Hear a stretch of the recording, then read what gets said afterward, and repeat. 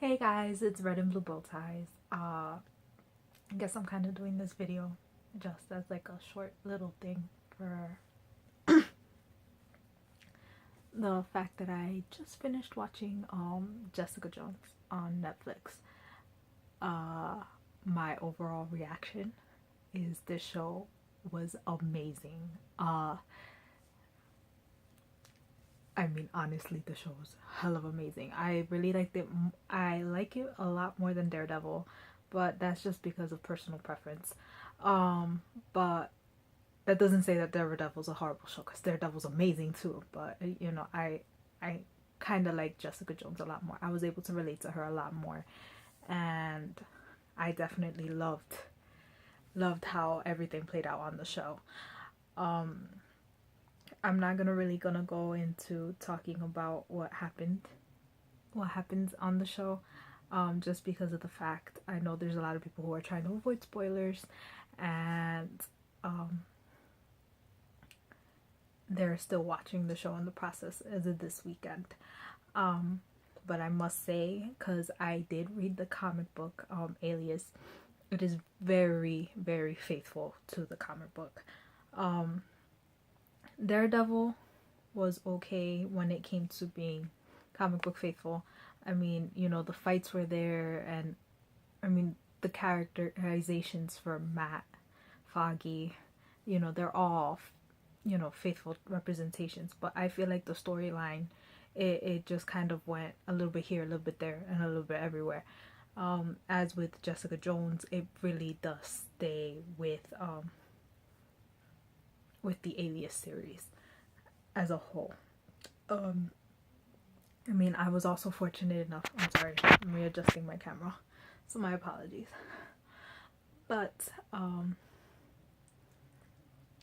I can say for the very least that the comic book, the show is extremely faithful to the comic book as representation for the characters, as well as the plot line for Jessica Jones going through what she's going through with Zebediah, the, as people call him, the Purple Man. The characterization's there, the storyline is there. It's definitely one of the best shows I've seen throughout the season, and I feel like Marvel has a big grasp on what they're trying to do with every show so far. I mean, Daredevil's a lot more action orientated, obviously. Agents of Shield, a lot more action orientated. Agent Carter, has again that action orientation, but at the same time there's still that slight like the feminist and the feminism in that show is definitely very well displayed. I mean, Jessica Jones was not just a show, it was an experience, and I feel like it was a journey to see Jessica at the very beginning of the episode and going on from now. As a lot of people don't know, I actually got to see the very first episode at New York Comic Con back in October. So and as soon as I saw the first episode, I instantly was like, I need to binge watch the rest of the show, because there's so much more going on that I need to know. And thankfully, today, November 20th, came around, and I was able to sit down from 7 o'clock this morning up until, take out my iPod. Yeah, I know my camera's horrible. I'm sorry. It says right here, 8:11. The show was an experience.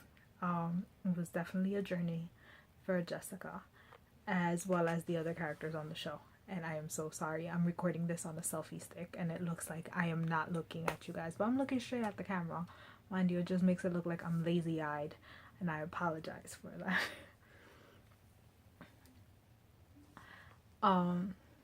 But yeah, Jessica Jones was definitely worth watching, and is definitely, I really hope Netflix gives it a second season. Just a little couple more notes before I decide to end this video. But yeah, Kristen Ritter did a fantastic job as Jessica Jones from the very beginning, you know, making her seem as broken as possible. But then at the same time, you know, Jessica has that snark, that attitude, and Kristen was perfect for it. Another big highlight for me was seeing Luke. I loved Luke Cage throughout this whole series. Like, no joke, he was amazing. And oh my god, my hair is all over the place. I'm sorry. I'm playing around with it while I'm talking to you guys. It's horrible. But anyways, Luke was amazing on the show. He definitely was one of those characters. He's a supporting character, but a lot of people were saying that he wasn't gonna be that much of a big supporting character. You guys are wrong. Luke isn't in much of the season for Jessica Jones, but he is a big role and a big influence on the characters as a whole on the show. He does have a lot of influence when it comes to being a supporting character, though. He's not something minute, just to say. Another big plus has to go to David Tennant. Yeah, I know, I talk about that and you actually see David Tennant in the background as my poster. David does an extremely good job in this show. Because I went into the show extremely psyched about seeing how David was going to bring his portrayal of the Purple Man into the show. And David does not disappoint. I felt like I was watching this and David really went dark at certain points of the show, and he really, like, there was those moments in the show where you sit there and you're like, oh hell no. And I mean, it's very funny because to American audiences, especially like for those who haven't really watched his BBC works other than Doctor Who, this is a very big departure for David as a actor. I mean, a lot of people were like, oh, well, you know, David Tennant, he's the 10th Doctor, you know, how is he going to, you know, to put it in Moffat's terms, when he was talking about the Doctors, when he casted them, he was saying, you know, Christopher Eccleston was the Tiger and David Tennant was Tigger for the Doctors on Doctor Who. But David has this gravitas and this charisma about him when he does certain roles, and a lot of people don't give him credit for it, because they just think of him and they see him as Doctor Who. But you know, there was a little bit of a buzz about him when they saw him in Fright Night, but you know, besides Doctor Who, everybody in the Americas don't really know him that well, besides him being the Doctor. But David's a total douchebag on the show. Let it be clear, I love David Tennant as an actor. I think he's very funny as a human being, and he has such a great personality. But on this show, he is such a fucking douchebag. I never, and I usually am rooting for the bad guy on the show, just a little bit though, like just a little teeny tiny bit, because I mean, like, I love the backstory to the bad guys a lot, and you know, because I mean, I love Loki. Loki is my favorite Marvel villain. I even go into saying that I rooted for Kingpin at certain points in Daredevil. And in this case, for Jessica Jones, there is a certain point on the show where you start rooting for him, where you start rooting for Kilgrave. But when everything does come out of, when everything does come out in the open about his background and everything about it, at the end of the day, you want nothing more than to put Kilgrave to his own grave. I felt zero sympathy towards the end of Jessica Jones for Kilgrave, for what happens to him.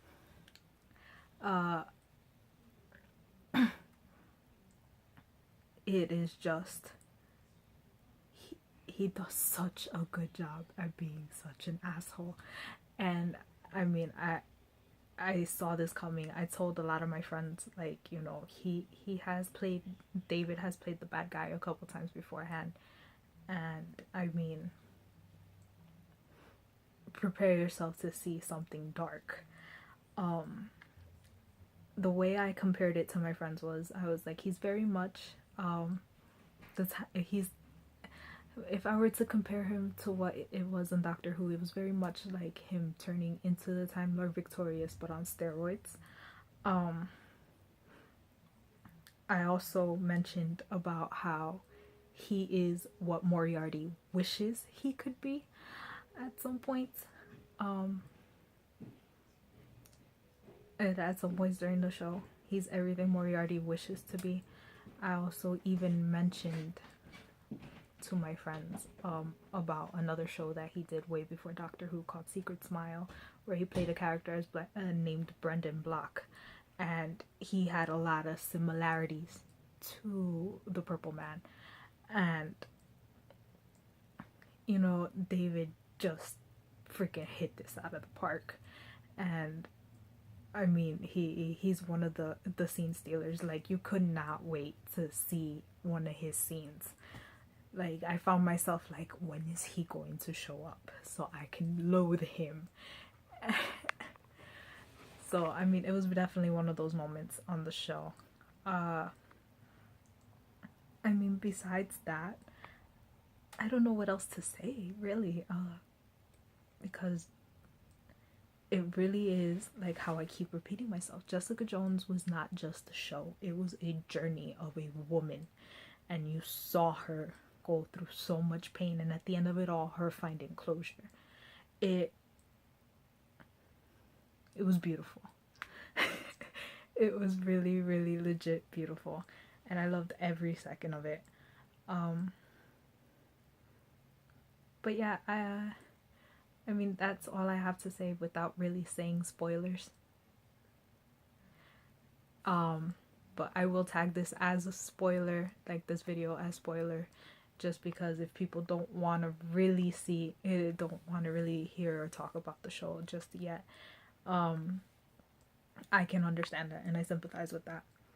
So, with that being the case, I will end this video right now. I know I haven't been uploading in a while, and I apologize for that too. I'm so sorry.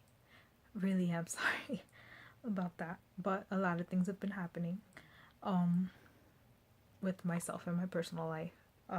But hopefully I'm really wanting to do more videos soon. It's probably not going to be as often as I would like it to be, but I will be doing videos real soon about other stuff. I mean, hopefully I could talk more about Jessica Jones in a more spoiler-esque way. Hopefully I can do makeup tutorials and show you makeup reviews and stuff like that if you're into that. And then I really hope I can get my stream up and running for my games. So yeah, thanks for watching. Bye guys.